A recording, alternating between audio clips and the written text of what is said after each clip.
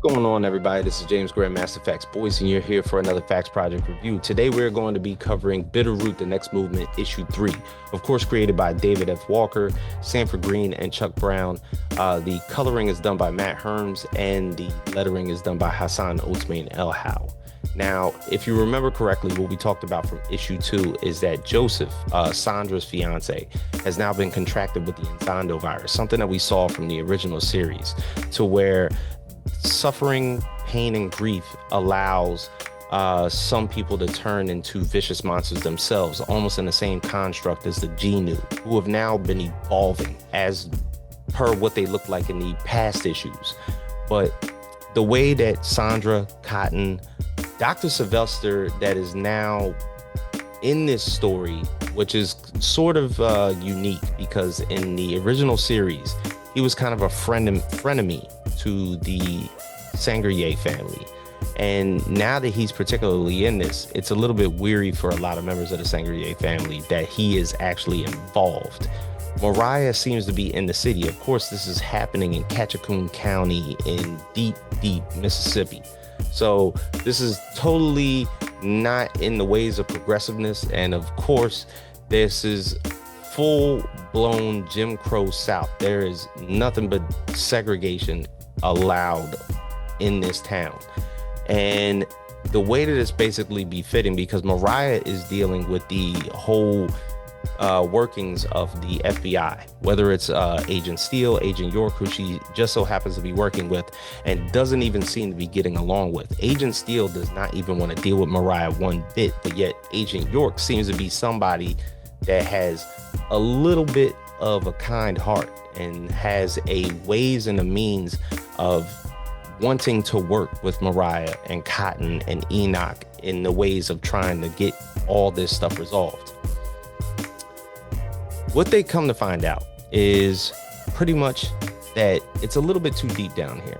It's not the same type of fight that they had going on when they were in Harlem, especially due to the fact because I talked about in my review of issue 2 that local law enforcement was hindering the investigation that was happening to the Freedom Riders that happened in issue 1, namely due to the fact that they're not even a part of any of this investigation. So far, what you've seen out of issue 1, issue 2, and even in issue 3, yeah, sure, this is an FBI investigation, but usually when that happens, there's also the cooperation of local law enforcement. You don't see them anywhere until the end of this book.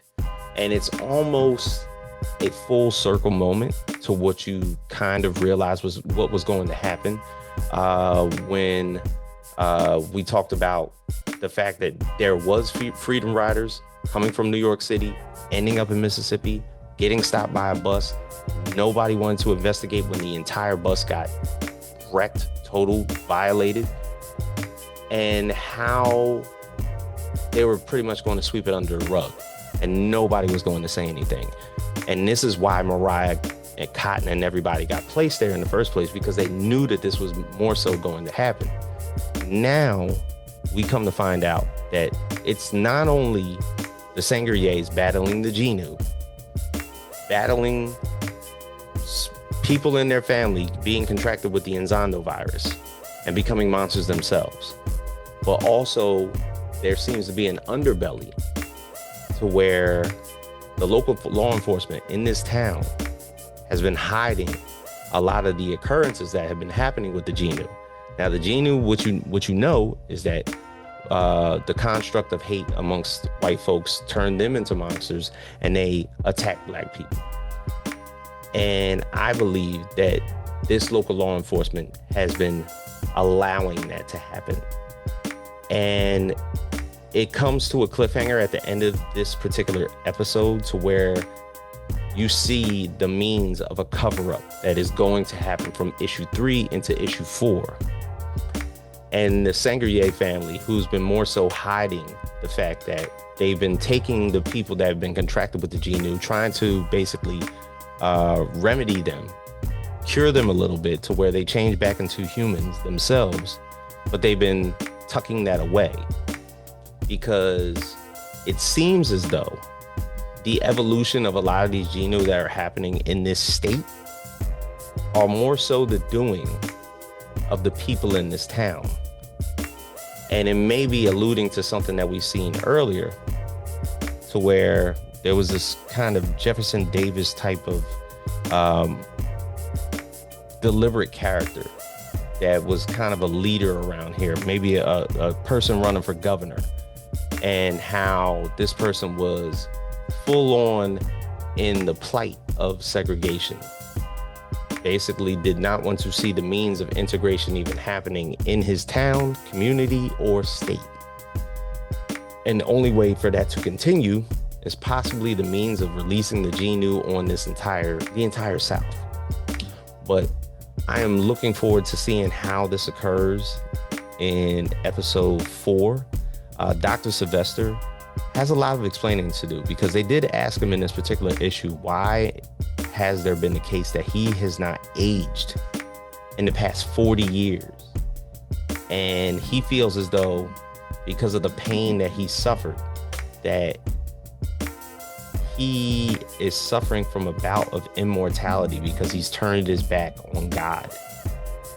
And now he's a servant to fighting these monsters in the long run, and how that's basically be constructed. But I see it like there's so many factors of how this could roll over in the next couple issues. I know that this is like a 5-issue series, and there's only supposedly a couple issues left, but if I feel like a lot of issues can be sold to this, they might want to continue this series, because I feel as though I need more Bitterroot. That's just me. All right. So for all of us here at the Facts Project, I hope that you join us again when we talk about issue 4 of this great comic. Shout out to everybody at Image Comics who basically put this mini series together, and we will see you next time on the channel.